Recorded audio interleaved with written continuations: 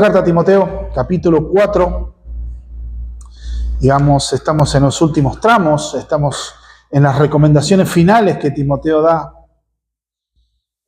Pero vamos a ver un patrón. Fíjense que en las Escrituras tenemos grandes promesas de Dios guardando a su pueblo, en medio de todas esas dificultades. Así como vemos en Israel cuando fue rescatada de sus enemigos, como por ejemplo cuando estaban huyendo de Faraón, y Dios, ¿qué hizo? Bueno, abrió el Mar Rojo para que su pueblo pase y después destruyó a los enemigos. Todo el ejército de Faraón directamente quedó sepultado bajo las aguas. Por ejemplo, también como Dios libró a Israel a través de usar la vida de David, cuando mató a Goliat con una honda a un guerrero poderoso. Bueno, Dios en su gracia obró. Israel fue librado de la guerra, de la batalla. Y nosotros vemos también otros hechos. Por ejemplo, en el libro de los Reyes se nos relata que hubo un rey llamado Josafat que era rey del reino del sur, y no sabían qué hacer porque estaban siendo asediados, iban a ser atacados por 3 naciones enemigas. Y directamente se postró a orar al Señor y bueno, dijeron vamos a orar y ayunar y bueno, que Dios nos salve, porque no tenían posibilidad realmente, no tenían una fuerza militar tan fuerte como para hacerle frente. Bueno, Dios les dijo lo siguiente, bueno, no es con ejército ni con fuerza, sino con mi espíritu. Y Dios hizo tal obra en el ejército del enemigo que desbarató todo el ejército en una noche. Entonces Dios sea siempre glorificado en todas las batallas del pueblo del Señor. Así también, una noche el Señor termina de enseñar, dice, bueno, vamos a cruzar al otro lado. Y van a ver a lo que sería la historia del endemoniado gadareno, ¿no? Se iban a Gadara. Tenían que cruzar el mar de Galilea. Y resulta que en esa noche salió algo inusual. Normalmente, por la geografía del lugar, ocurren unas tormentas ocasionales, repentinas. El cruce de los vientos hace grandes tormentas. Pero esta tormenta tenía algo muy especial, era algo fuera de lo común, que expertos pescadores, expertos hombres que han vivido, siempre era su oficio, tanto como Pedro, sus hermanos, Juan, hombres de mar, hombres que conocían el ámbito, conocían el ambiente, conocían las épocas, conocían todo, pero estaban aterrados. Y se estaba empezando a llenar de agua la embarcación. Y Jesús, fíjense si estaría cansado, que Jesús estaba en un lugar, estaba acostado totalmente dormido. Porque en su humanidad, Jesús es Dios, sí, pero en su humanidad Jesús estaba extenuado. Él arrancaba su día antes del amanecer para orar al Padre y todo el día ministrando gente, caminando kilómetros para enseñar y para predicar, haciendo milagros, expulsando demonios, sanando enfermos, proclamando el Evangelio. Después, vamos a pasar para el otro lado. Una tormenta que los mismos pescadores, hombres de oficio, hombres rústicos, hombres con las manos encallecidas y curtidas por estar con las redes, sabían de estar, pero acá estaban aterrados. Hasta que en su desesperación dicen, Señor, despertá que nos morimos. Pero algo en el temor de su muerte, en un momento crítico, en su desesperación, Jesús se levanta y le dice al clima que se calle y que enmudezca. Y dice que se hizo grande bonanza. Se paró la tormenta ahí. El tema es que los discípulos quedaron más asustados todavía. ¿Por qué? Quedaron sorprendidos porque vieron algo distinto. Este no era un líder cualquiera. Ellos tenían la idea de un Mesías que iba a ser casi un líder político, un movimiento revolucionario, pero esto era algo superior. Como dirían hoy, esto es otro nivel. Viendo a alguien, ¿quién es este hombre? Decían, pero ¿quién es este hombre? Que aún los vientos lo obedecen. Quedaron todos atónitos a la vez. Digo, bueno, gloria a Dios, estamos vivos, pero a la vez, ¿con quién estamos? Ahí Jesús estaba mostrando su divinidad. La creación obedece al Creador. Todo quedó tranquilo y llegaron al otro lado. Jesús mostró que no era un líder carismático más. A este le obedecen los elementos.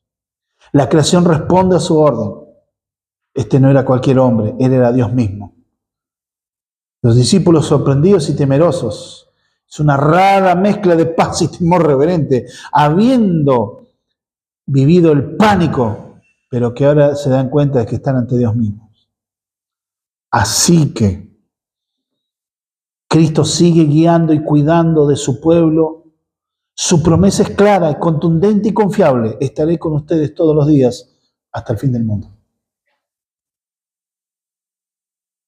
Porque esta es la idea, este es el punto del sermón de hoy. El texto nos está hablando de esto. Pablo está escribiendo esta carta y acá nosotros llegamos a la intención del autor en sí. ¿Por qué también le escribe la carta? Él escribe porque lo quiere ver a Timoteo. Acuérdense, él está en cárcel, lo está viendo a Timoteo, le está diciendo que venga. Pero una de las cosas, está mostrando su corazón, y había tristeza en su corazón, y le impactó el abandono que hicieron personas de confianza con él. Pero, aún en medio de eso, él tenía la confianza en el Señor a pesar de las circunstancias. Fue abandonado por quienes él esperaba el apoyo. Fue arrestado y aún estaba esperando su sentencia.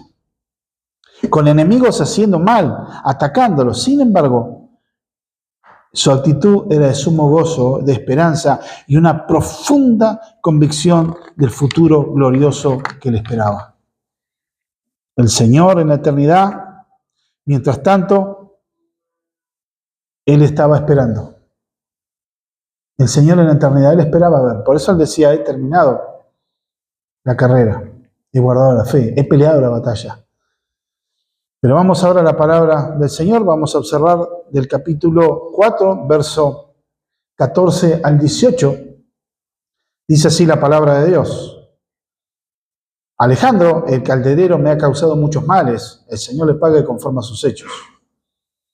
Guárdate tú también de él, pues en gran manera se ha opuesto a nuestras palabras.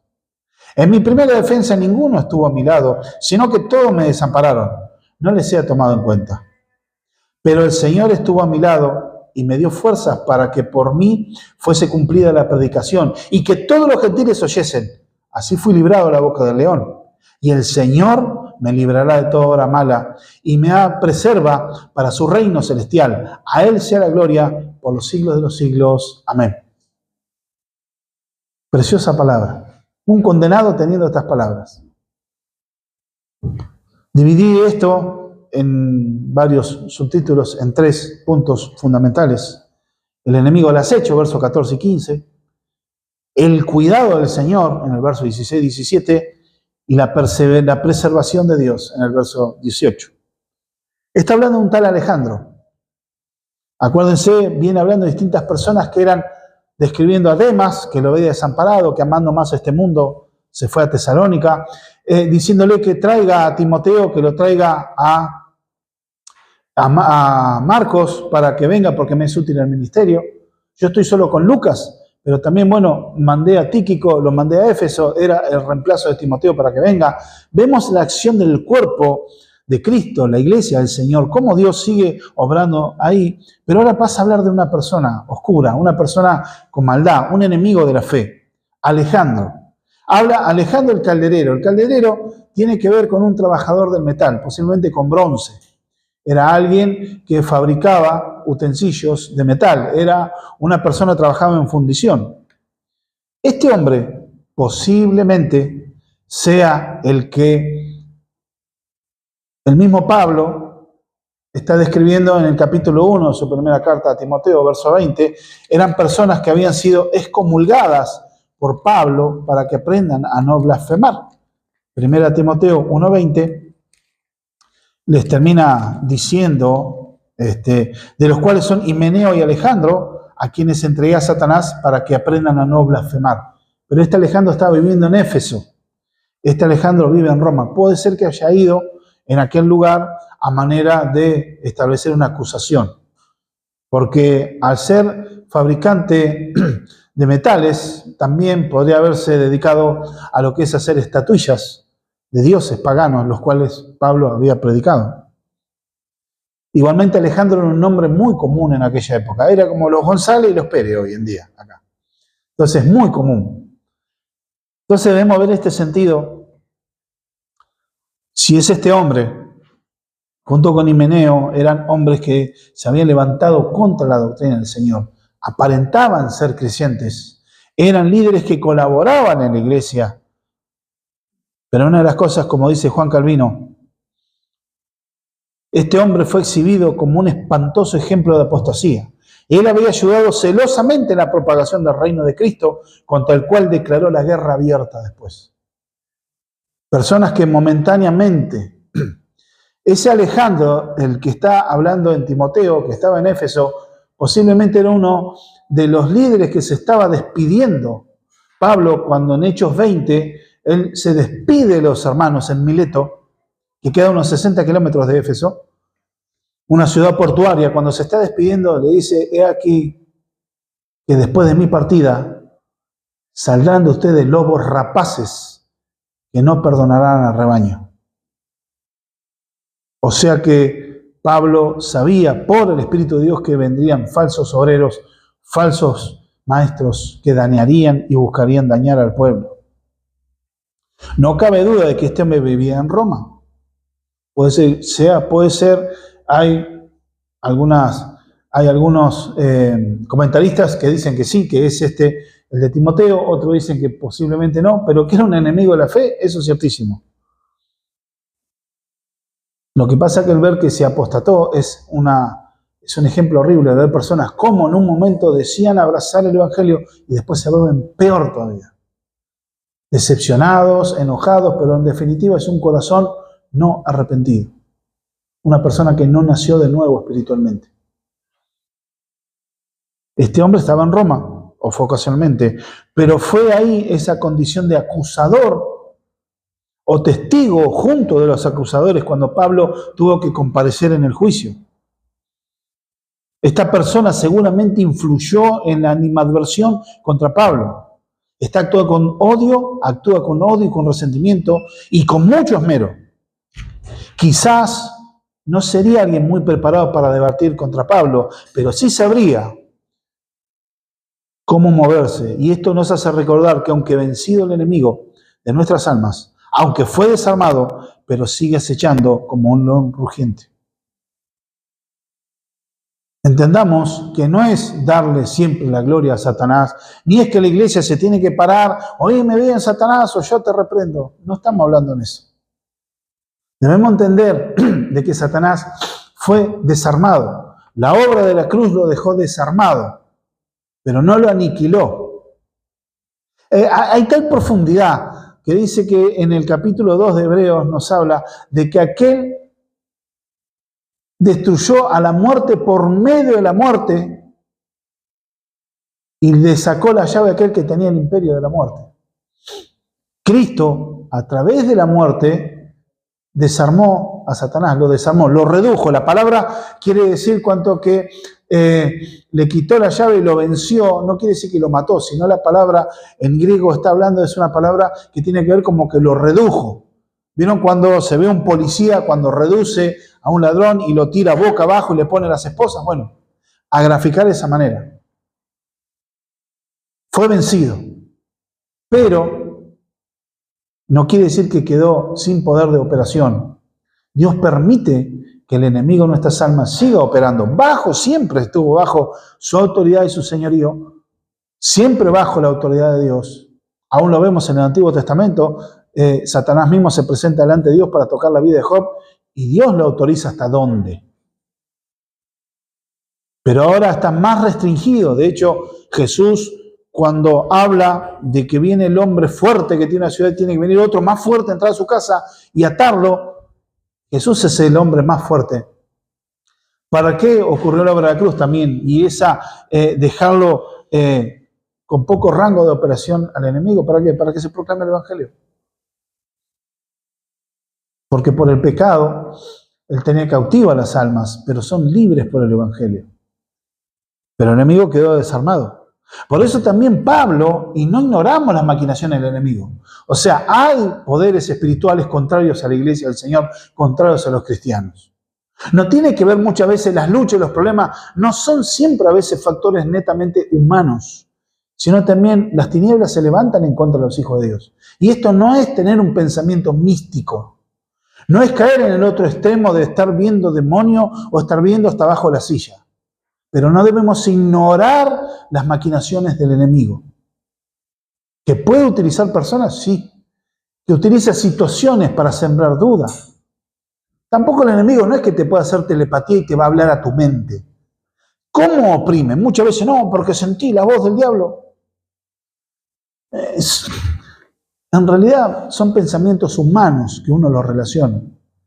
Pero ¿cómo podemos entender que Dios permite y cómo el enemigo ataca? Bueno, ¿a través de qué cosa? A través de la cultura. Oprime a través del pensamiento reinante, imperante, ataca a través de la propaganda, a través de la educación, queriendo meter ideas donde el cristiano comienza a bajar la barrera e empieza a acomodarse al ideal de este mundo, comienza a mirar lo que antes era un pecado aberrante, ahora lo empieza a asimilar, empiezas a asemejarte a la corriente filosofía de la época y de este mundo, que por supuesto es contraria a Dios. Esa es la forma que el enemigo oprime. El enemigo no te puede hacer telepatía. Un cristiano nacido de nuevo que es templo del Espíritu Santo no puede ser poseído por un demonio. Porque la misma presencia del Espíritu Santo repele a ese espíritu inmundo que quiera venir. Somos marcados, somos propiedad de Cristo. Por ende, el enemigo no puede poseer. Ahora, una persona no cristiana sí puede ser poseído. Muchos están en distintos grados. Algunos están bajo influencia y hay personas que directamente están poseídos, como enajenados. Eso sí. Por eso Pablo, no ignorando las maquinaciones del enemigo, nos habla en la carta a los Efesios y dice lo siguiente en el capítulo 6, verso 10, alentando a los hermanos: por lo demás, hermanos míos, fortaleceos en el Señor y en el poder de su fuerza. Y habla sobre vestirse con la armadura del Señor. Y eso ya no habíamos tomado tiempo, pero tiene que ver con nuestra mente, nuestro testimonio, nuestro carácter.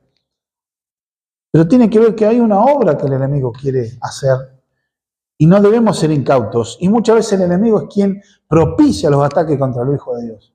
Puede usar una persona que no es del Señor, puede usar, y a él sí le puede poner un pensamiento, una situación para atacarnos. Y por ahí no se da cuenta. Por eso dice Pablo que nuestra lucha no es contra carne ni sangre, sino contra fuerzas espirituales de maldad. Muchas personas que pueden hacernos mal, pero son tristes títeres del enemigo, nada más.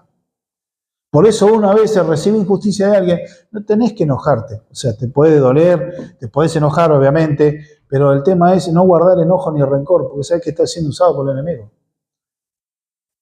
Entonces debemos entender, hermanos, la iglesia ha vencido en Cristo.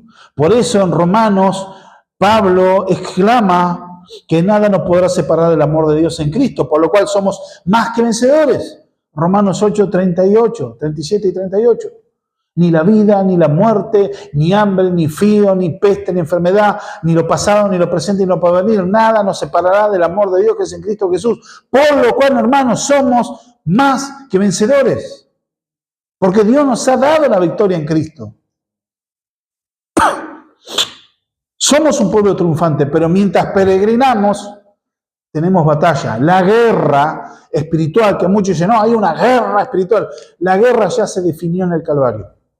Digamos, la madre de todas las batallas. Lo que definió el destino y el veredicto final de la guerra se dirimió en la cruz del Calvario, donde el enemigo tiró todo su arsenal para que Cristo fuera muerto, pero no se daba cuenta que matando a Cristo, utilizando hombres para matar a Jesús, estaba cumpliendo el plan de redención. Donde él pensó y se estaría regocijando en que el Hijo de Dios estaba muriendo y para su pensamiento el mundo ya le iba a quedar servido en bandeja para hacer lo que quiera, estaba cumpliendo el plan de salvación. Tiene una nota de ironía, ¿sí? Cristo muriendo estaba dando vida.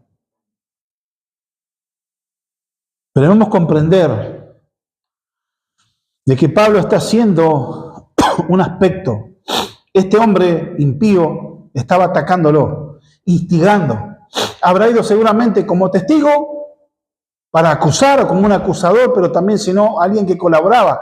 Porque ¿en qué consistía el juicio romano? Tenías el primer acto, era como la primera audiencia, donde iba el acusado, se le daba la posibilidad de que se defienda, que vayan patrocinadores, lo que hoy se conocería como abogados.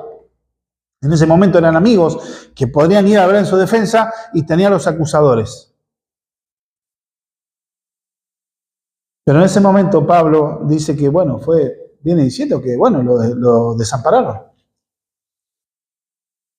Pero también está diciendo algo.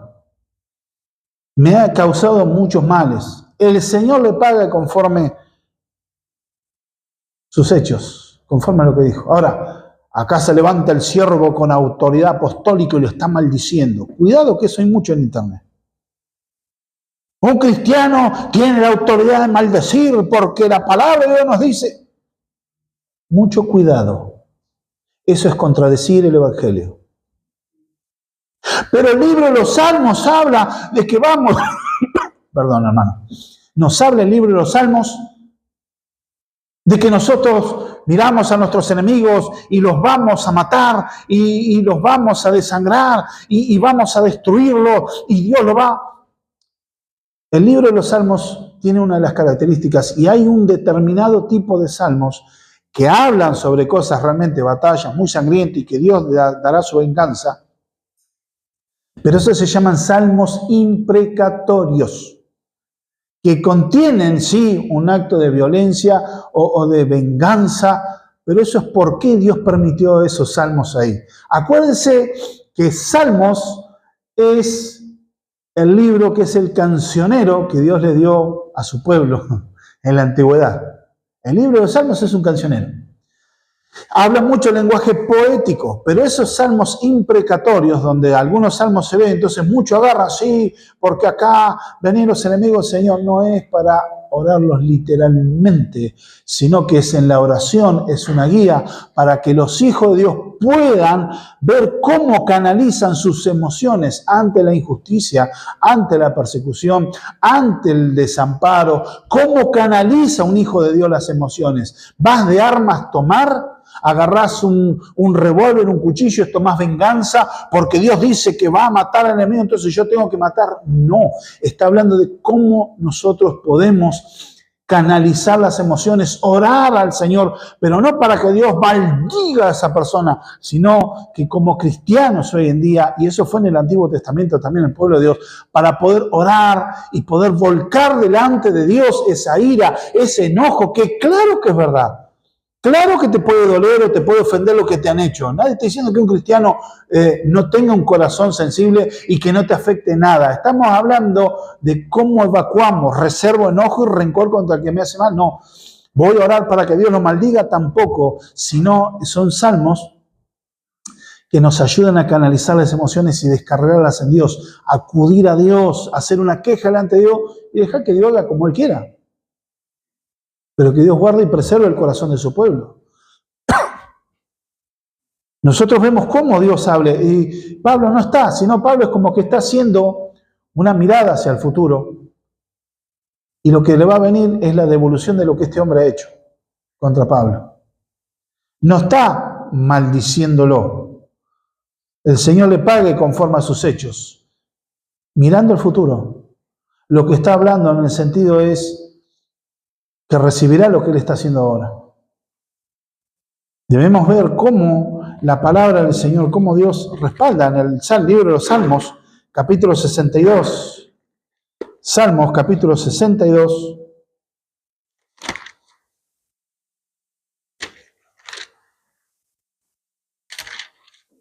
Verso 12. Y tuya, Señor, es la misericordia, porque tú pagas a cada uno conforme su obra. Dios retribuirá. Ahí estás dejando lugar a la retribución de Dios. Hay una justicia retributiva de parte de Dios. Hay una justicia que Dios impartirá y por eso vendrá y juzgará a los vivos y a los muertos y cada uno recibirá según sus obras. Los hijos de Dios estarán ante el tribunal de Cristo para los galardones, según haya sido sus obras, pero ya son salvos. se parte que ya son parte del pueblo de Dios. Los que no estén en el libro de la vida, habla de un hecho de que será para recibir la justa retribución por sus pecados y la condena inmediata y efectiva. Romanos capítulo 2, versos 5 y 6 nos habla respecto al mismo tema. Pablo, inspirado por el Espíritu Santo, dice: por la dureza y por tu corazón no arrepentido atesoras para ti mismo ira para el día de la ira y la revelación del justo juicio de Dios, el cual pagará a cada uno conforme sus obras.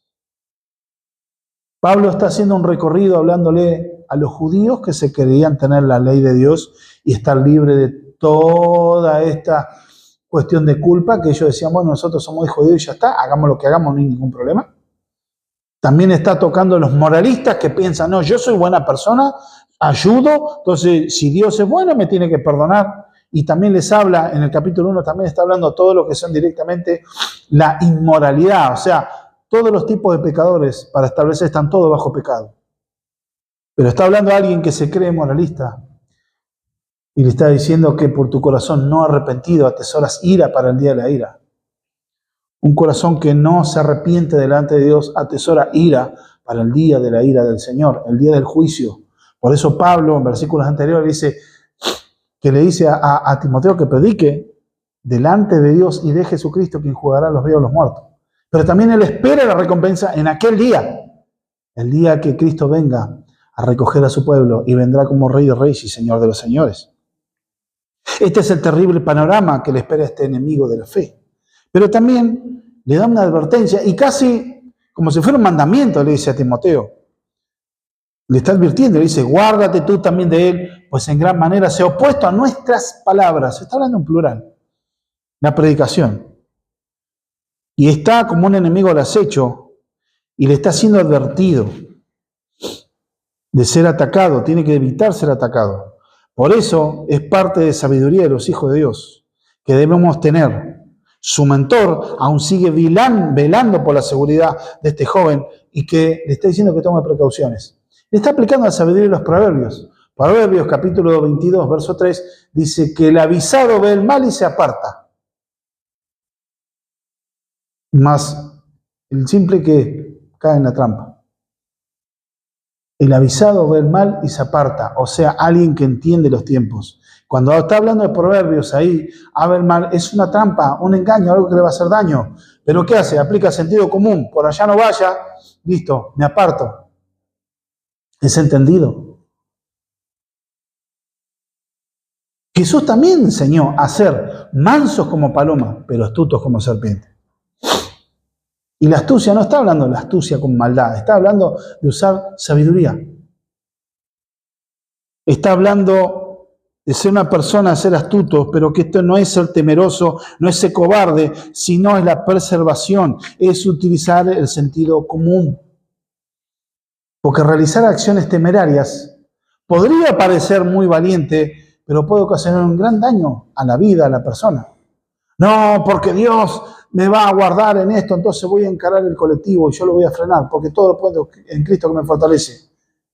Me paro delante del colectivo para frenarnos. ¿Qué pasa? El colectivo pasó, yo quedé chupuré. ¿Y dónde estaba Dios? Es que entendiste mal el texto. Sentido común. Una acción temeraria. ¿Qué pasa si Timoteo iba pregonando por todas las calles y se hacía, bueno, si vos sos Alejandro, vos que te metés con Pablo, que le vayas, y este Alejandro iba a pegar cualquier vuelta, realizar enredo, acusarlo, y hasta Timoteo podía terminar en la cárcel con Pablo? ¿Y cuál es el tema? Ese daño podía ser no solo que Timoteo podía compartir la misma suerte que Pablo, sino que también se hubiera frenado gran parte de la obra del Evangelio por lo que Dios tenía que hacer a través de Timoteo. Pero algunos, por querer ser más espirituales, se meten en el lío, queriendo mostrar una fe. Pero en realidad eso es una manifestación de orgullo disfrazado de una obra santa. Entonces debemos entender la continuación y la proclamación del Evangelio. Se hubiera frenado si Timoteo hubiera actuado desobedeciendo a Pablo. Sería torpe buscar un daño a propósito y sin razón y fuera de los tiempos de Dios. Claro, que Pablo enfrentaría el martirio. Claro que hubo hijos de Dios que dieron su vida por la causa del Evangelio, pero no es aquellos que deliberadamente buscan morir porque por figurar en el libro de los récords. Ya este murió por el Evangelio, pero no es que está buscando agrandarte vos mismo, no proclamar a Cristo. Una cosa los hijos de Dios que deben enfrentar esa medida de gracia, pero hacerlo conforme a la voluntad de Dios, pero no por hacerte el valiente. Hay momentos que la iglesia debía huir para preservar sus vidas.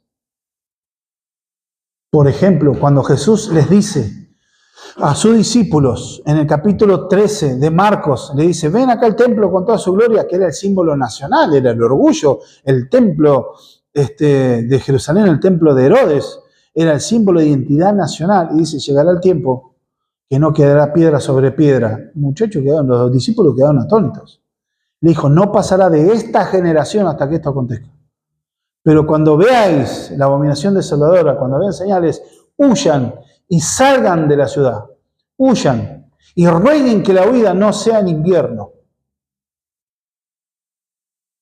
¿Saben qué pasó? Eso fue aproximadamente el año 30 después de Cristo. Exactamente en el año 70 entramos un general romano llamado Tito. Pero anteriormente hubo otro general que se tuvo que ir a asediar Jerusalén, pero no pudo terminar el asedio porque hubo una guerra civil en Roma y se tuvo que retirar con las legiones. Jerusalén, todo Israel tenía más de 1 millón de personas en ese momento que fueron, la segunda vez. Pero la primera vez, ¿qué pasó? Llegó el general con toda la legión para empezar a sitiar Jerusalén porque era un lugar muy revoltoso. Pero ¿qué pasó? Llegó un momento de que los cristianos, cuando vieron eso, se fueron los soldados, los cristianos huyeron a otra ciudad que se llamaba Pella. Salieron corriendo, pero después quedaron festejando los nacionalistas, los sionistas, y quedaron ahí diciéndole, ganamos a los romanos, ¿ves que no van a venir más? Tiempo después volvió el general Tito, cuando ya se aplacó, ya quedó Vespasiano como emperador en Roma, y su hijo Tito, un general, volvió con las legiones y sitió durante 6 meses la ciudad de Jerusalén. Esa ciudad, después de 6 meses, ocurrieron cosas tremendas, con la gente muerta de hambre, desesperado. Y después terminaron destruyendo y destruyeron absolutamente todo. Inclusive Vespasiano se lamentó, y Tito también, de que se haya destruido el templo.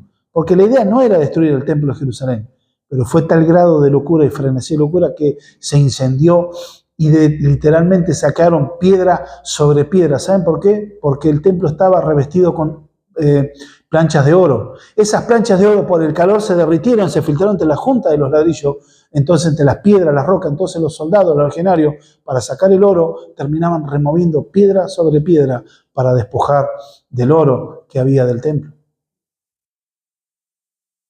Miles de personas fueron esclavizados y otros miles fueron ejecutados, crucificados. Fue grande la calamidad. Bueno, ¿eso por qué? Otros escucharon y se quisieron quedar a pelear. Bueno, Dios le dijo a los creyentes que huyan. Y los cristianos que sobrevivieron estaban todos, y fueron los de la diáspora, y fueron a otro lado, y fueron útiles al reino de Dios. Pero fueron sabios donde vieron. Porque ¿cómo empezaron a atacar? ¿Por qué no atacaron? Porque cuando llegaron ellos fue un día de reposo. Y por la ley, el día de reposo, ellos no podían hacer nada al pueblo de Israel. Tenían que estar en un día, guardar un día santo. Por eso no hicieron nada. Y vinieron los romanos, cercaron y armaron todo para cercar tranquilamente. Sentido común. Cuando Dios te dice algo, hacelo.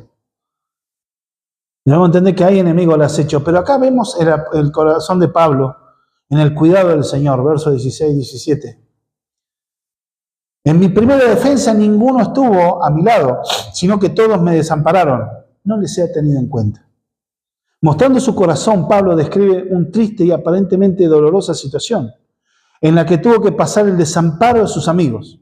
En el juicio, en el primer acto es donde el juez escucha ambas partes y da la oportunidad para que el acusado se pueda defender con un patrocinador.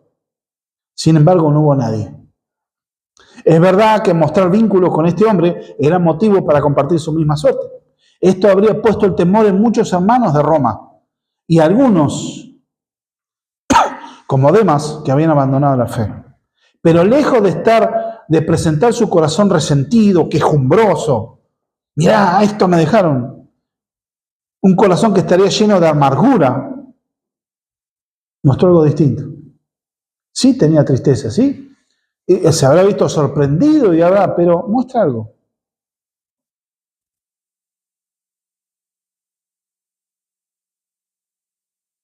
Muestra un espíritu cristiano, imitando a Cristo, que oró por sus verdugos, diciendo Pablo que este acto de abandono no le sea tenido en cuenta.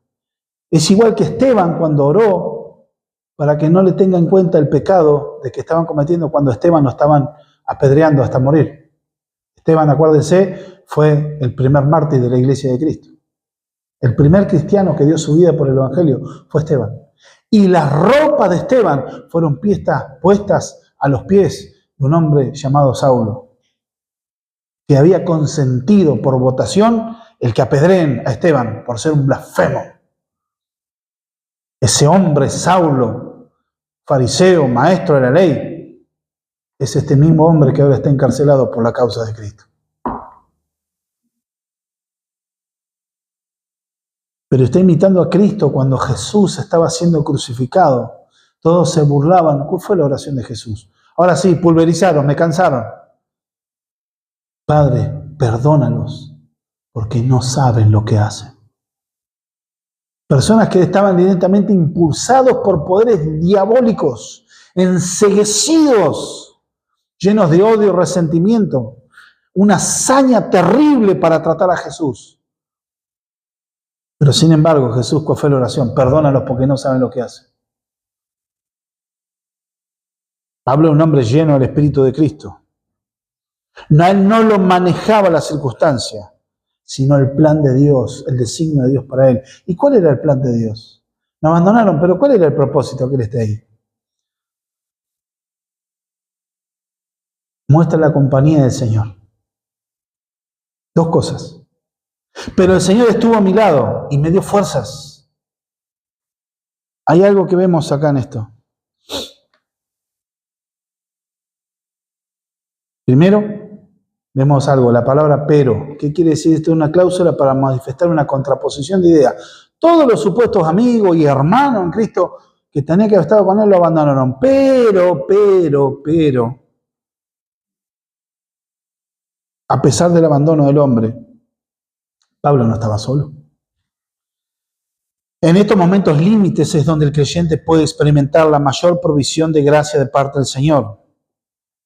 Literalmente, en los términos de la Escritura, dice que lo rodeó con su presencia para darle valor y fuerza en medio de la prueba. La fe de los creyentes muchas veces va a ser probada.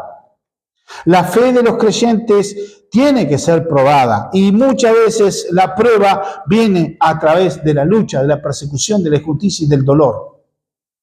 A ver dónde estamos parados para mostrar nuestro corazón. En su primera carta, el apóstol Pedro, capítulo 1, versos 5 al 7, dice que sois guardados por el poder de Dios mediante la fe para alcanzar la salvación que está preparada para ser manifestada en el tiempo postrero, en lo cual vosotros os alegráis, aunque ahora, por un poco de tiempo, si es necesario, tengáis que ser afligidos en diversas pruebas, para que sometida a prueba vuestra fe, vuestro más preciosa, mucho más preciosa que el oro, el cual aunque perecedero se prueba con fuego, sea hallada en alabanza, gloria y honra cuando sea manifestado Jesucristo. Pedro también les dice, cuando hablan de un enemigo al acecho, en el capítulo 5, verso 8, dice, cuídense de que el enemigo está como león rugiente buscando a quien devorar. Y así ocurre, y se van cumpliendo las pruebas en todos los hermanos, en todo el mundo. No es algo extraño la aflicción, la injusticia, el dolor para los creyentes. De hecho, es algo de la vida. Cualquier persona, filósofo secular, te va a decir que, bueno, las circunstancias difíciles son normales en la vida, es parte de. Esta generación en particular es la que ha rechazado totalmente la idea de la incomodidad, del sufrimiento y del que tener que pasarla mal para estar mejor. Por eso fue denominada la generación de cristal. Pero para los hijos de Dios, la ventaja que el sufrimiento tiene un propósito: moldear a Cristo en nuestros corazones, glorificar a Dios. Cuando nosotros estábamos cantando de que vemos la gloria de Dios en la sangre que Él derramó, debemos comprender lo que estamos cantando. La gloria, ¿qué es la gloria? Es los logros que se está hablando de los logros que ha tenido una persona. Es decir, por ejemplo, un futbolista, Messi, logró una fortuna jugando al fútbol y hoy tiene hoteles y restaurantes y tiene su familia y es una persona que ayuda a mucha gente con el dinero. Esas son las glorias de Messi, los goles que convirtió, la fama que tiene. Esa es la gloria de Messi. Bueno, Dios muestra su gloria, lo más grande y más maravilloso, para que el mundo pueda entender su gloria y su amor, entregando a su Hijo a la cruz, a la muerte. ¿Ven lo paradójico que es? ¿En qué mente se le podría acusar de dar a un hijo para salvar a personas que son culpables? Son culpables, arréglense, que les caiga todo el peso de la ley. Sin embargo, Dios decide salvar a su pueblo por medio de su Hijo, y esa es la gloria del Evangelio, donde la aparentemente vergonzosa muerte del justo por los injustos, eso trajo victoria, vida eterna y salvación. Por eso se puede exclamar, como decía Pablo, todo lo puedo en Cristo que me fortalece.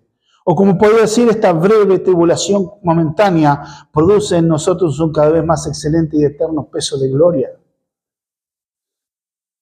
Es común, es común.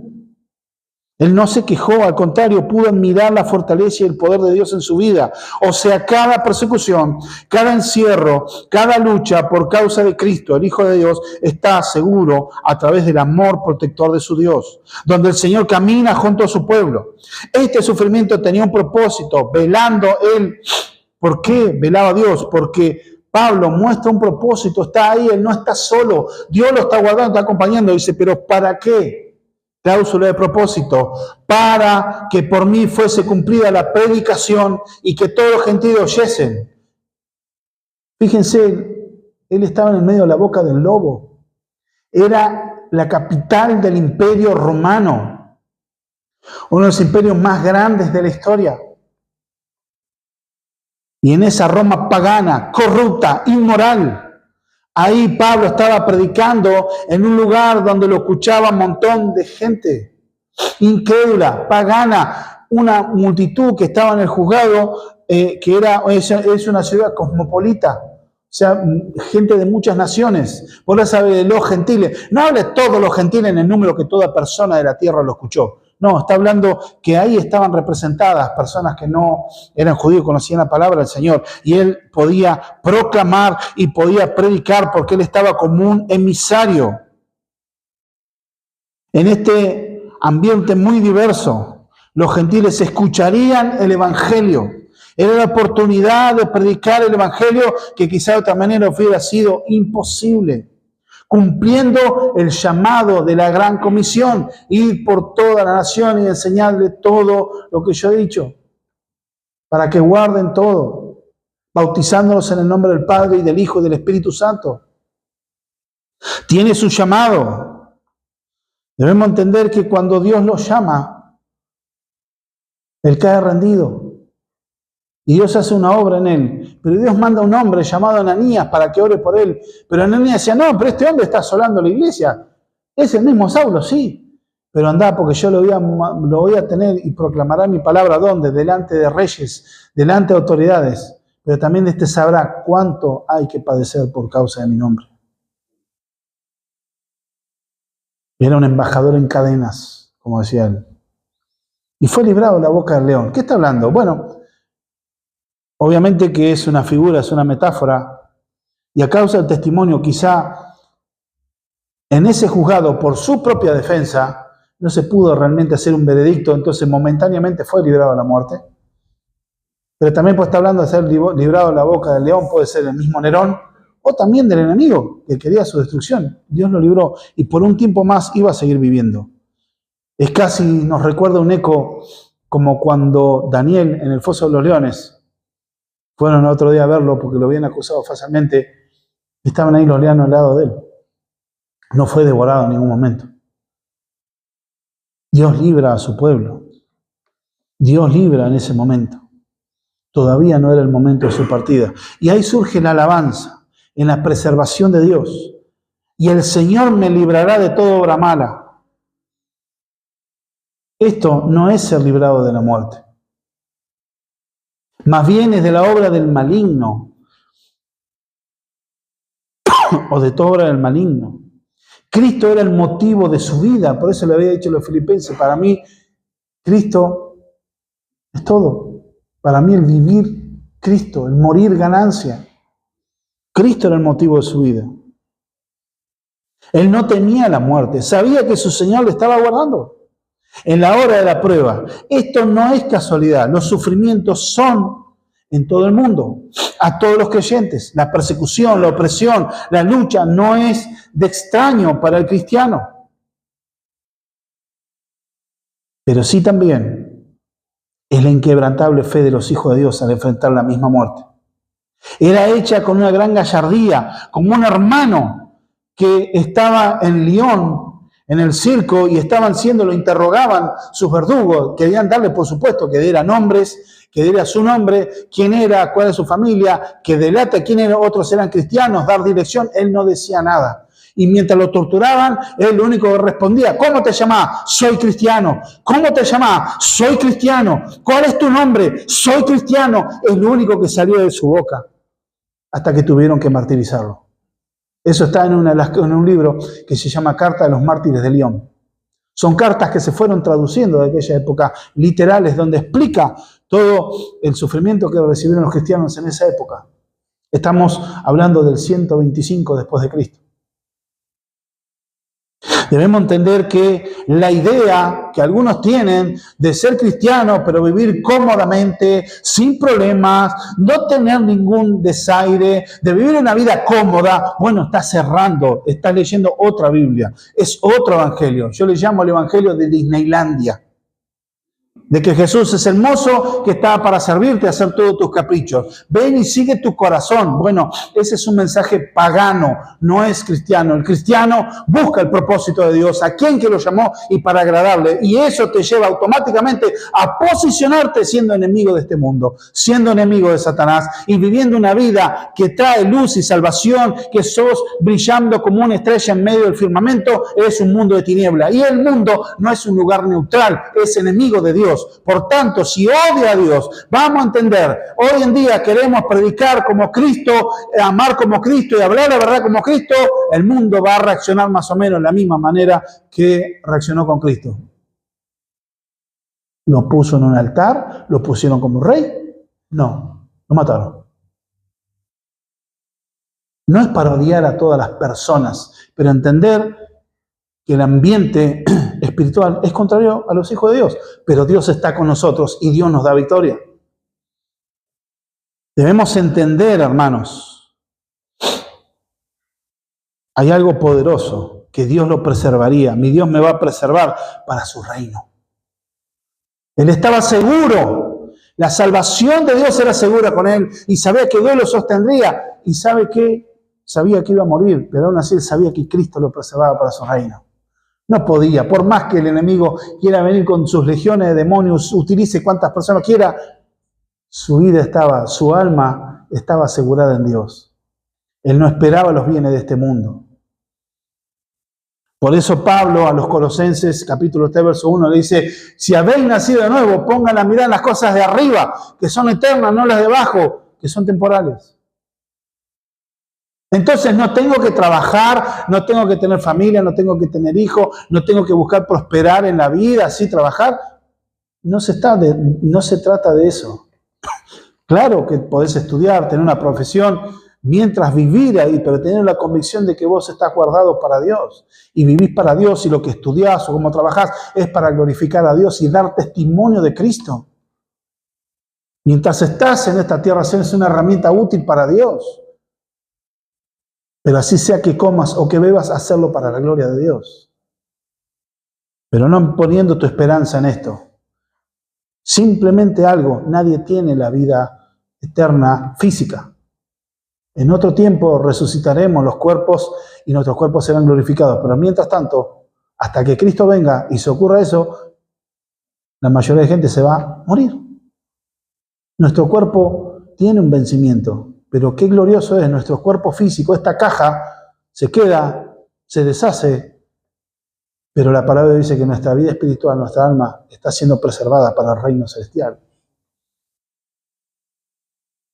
Juan también decía en su primera carta, capítulo 2, verso 17, que el mundo este es pasajero. Va a pasar juntamente con sus pasiones y deseos, pero el que hace la voluntad de Dios permanecerá para siempre. Veremos que Pablo no fue librado de la muerte, sino a través de la muerte, inclusive como Cristo mismo. ¿Cómo? ¿De qué estoy hablando? Sí. Vemos la carta a los Hebreos,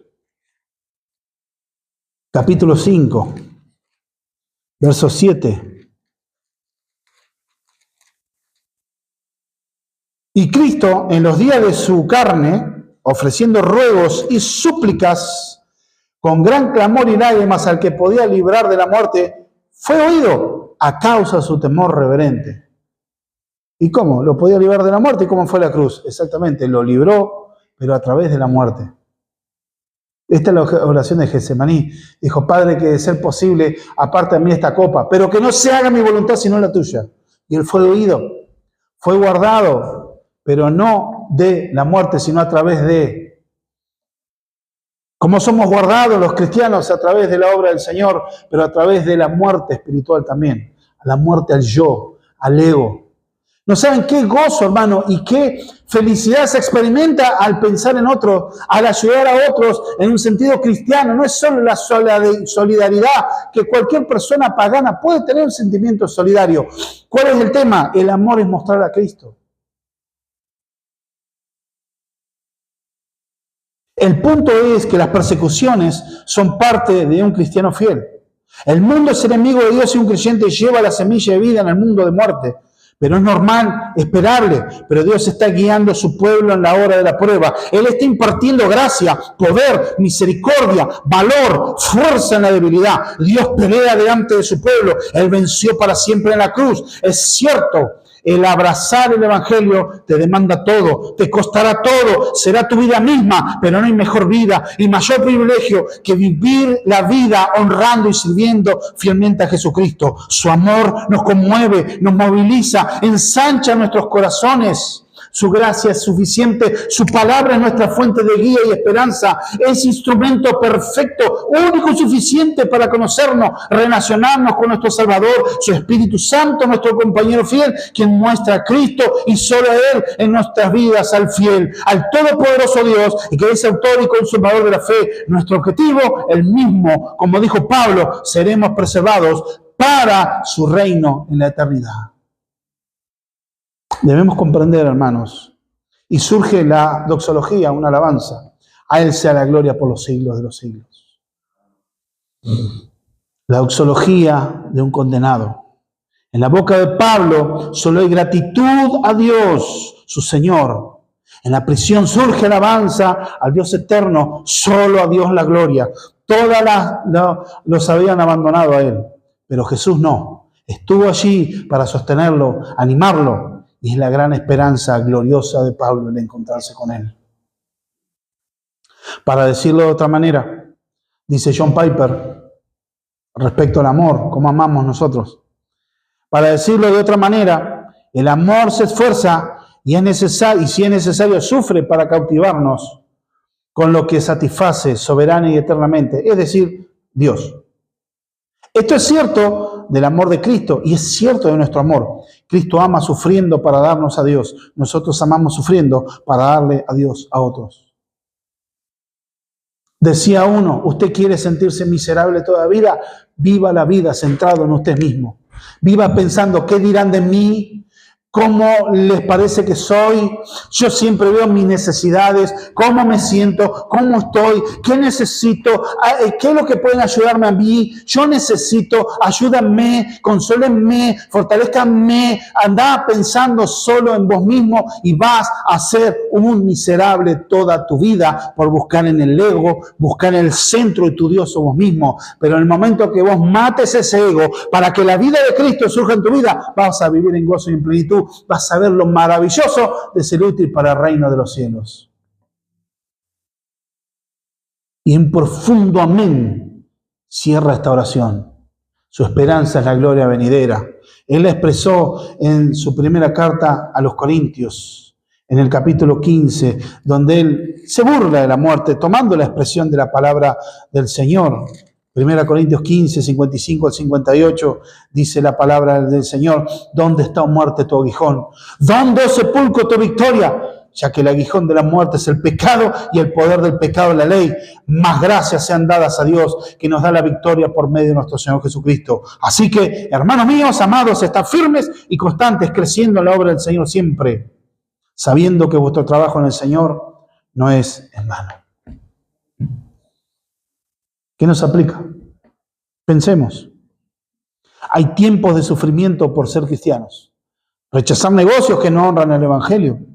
Ser despreciados por los amigos, familia, vecinos. Ser tenidos como marginal. Otros que hablarán mal mintiendo. Ese día debe ser un día de gozo, porque así persiguieron a los profetas por causa de la palabra de Dios. Gozate en las pruebas.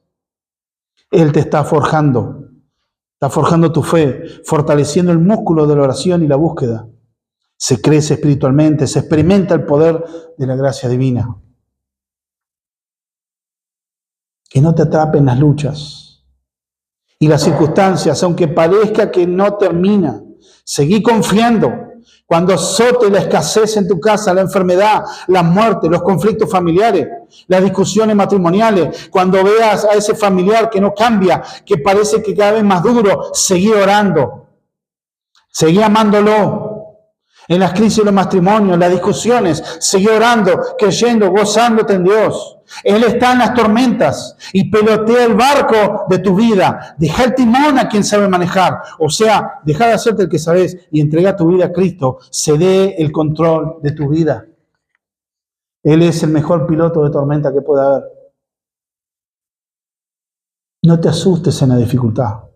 No caigas en el temor. Siempre el sistema de este mundo. Aún personas pueden sin querer ser herramienta del enemigo para frenarnos, detenernos en la carrera cristiana.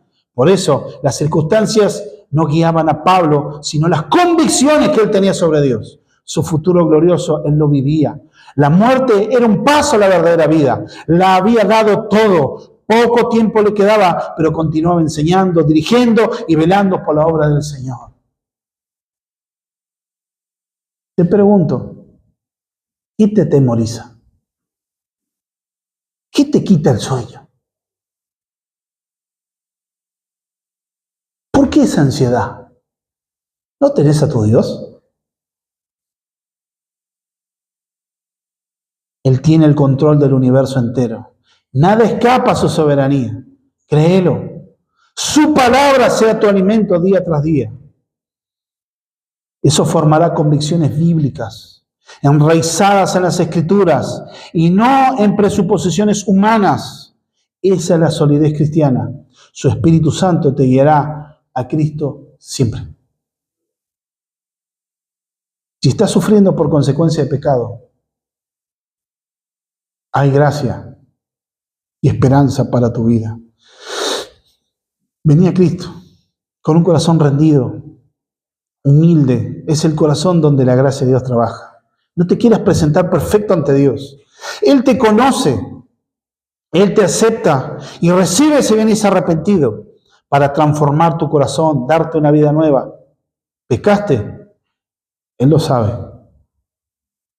No agraves las cosas. Ven a Cristo creyendo en Él. Él te perdona y te restaura. Él te da vida eterna y en tus angustias Él puede cambiarlas en fuente de alegría. Donde había muerte, Él da la vida. ¿Te sentís perdido? Él te encuentra. Te hace libre de culpa, de la condena y restaura para que vos lo ames y vivas para Dios. El gozo, Él pagó en el Calvario para que tengas salvación y vida eterna. No temas, Dios está en todas las tormentas. Si estás sin Cristo hoy, por favor, no desperdicies la oportunidad. Cree en Jesucristo como tu único y suficiente Salvador. Arrepentite de tus pecados y cree el Evangelio. Rendí tu vida no está comprada. No sabemos lo que puede ocurrir de acá a un momento. Pero hoy hay oportunidad de salvación y vida eterna con Dios. Hermanos, el punto es, Dios está en las tormentas. Dios abraza nuestras vidas en medio del calor de la batalla para glorificar y fortalecer su nombre, para fortalecer nuestras vidas, para pasar la prueba. Amén. Oramos. Amado Padre, que tú te glorifiques, Señor, en este tiempo, en cada corazón y en cada vida. Oramos para que tú fortalezcas, Señor, el corazón de tu iglesia. Algunos, Señor, que están luchados, que están pasando por aflicción, por pruebas, cosas que no entienden, no comprenden. Señor, la escasez, Señor, puede venir, Señor mío, los problemas familiares, las luchas, que nunca parece terminar. Siempre termina una, parece empezar otra, pero oramos, Señor, para que tú fortalezcas a tu pueblo. Que seas tú levantando, Señor Dios mío, los que están enfermos, Señor, oramos por su vida. Señor, oramos, Señor, los que estén enfermos, que seas tú poniendo tu mano de poder. Amado Padre, oramos que tú tengas misericordia, Señor, obrando en tu soberanía, Señor, levantando el caído, dando una nueva fuerza que no tiene ninguna. En el nombre de Jesús te damos gracias. Oramos, Señor, damos gracias por esta palabra, porque tu dulce compañía nunca falta. Tu dulce compañía nunca está ausente. Tú estás presente por tu Espíritu en nosotros todos los días hasta el fin del mundo. Tú eres fiel y cumples tu palabra para siempre. Por eso es nuestro aliento querer serte fiel, pero Señor, en el poder de tu fuerza. Te damos gracias en el nombre de Jesús. Amén.